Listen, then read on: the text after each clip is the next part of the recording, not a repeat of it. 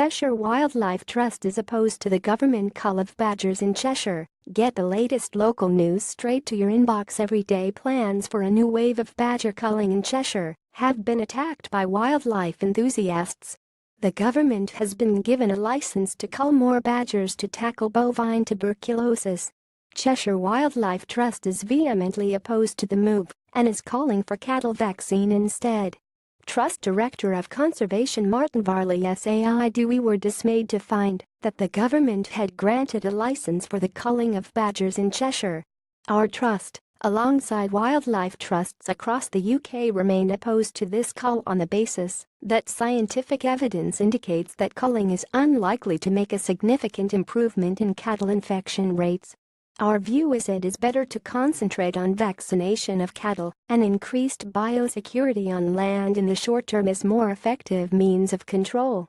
Badger culls have been given the go-ahead in Cheshire, Cornwall, Devon, Dorset, Wiltshire, Gloucestershire, Herefordshire, and Somerset. Almost 15,000 badgers have been killed since culls began in 2013. We work closely with many farmers and recognize the pain and hardship of those whose cattle herds have been devastated by bovine tuberculosis (BTB), but killing badgers will not solve the problem, said Mr. Varley. Like all wildlife trusts, we feel that this cull is going against science and that the government should instead be putting more resources into speeding up the development of an effective cattle vaccine, amongst other measures. The government spent almost £450,000 on communications equipment alone to support the culls between 20,162,017. This trust says this money could have been invested in cattle vaccine research or used to vaccinate nearly 5,500 badgers.